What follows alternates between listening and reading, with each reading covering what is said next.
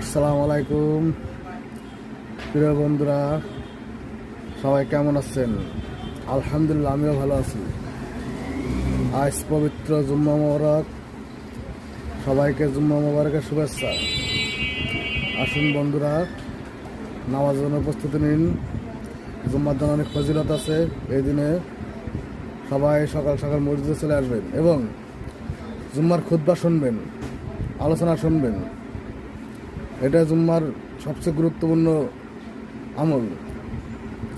আজান দেবে, সবাই প্রস্তুত হয়ে নামাজে চলে আসবেন। জুম্মার দিন আমলগুলো শুনবেন, বয়ান শুনবেন এবং আমল করার চেষ্টা করবেন। সবাইকে ধন্যবাদ জানাচ্ছি। সকল বন্ধুদের পাঁচ ওয়াক্ত নামাজ পড়ার দাওয়াত দিচ্ছি। সবাই পাঁচ ওয়াক্ত নামাজ পড়বেন, জামাতে শরীফ চেষ্টা করবেন, কুরআন হাদিস পড়ার চেষ্টা করবেন।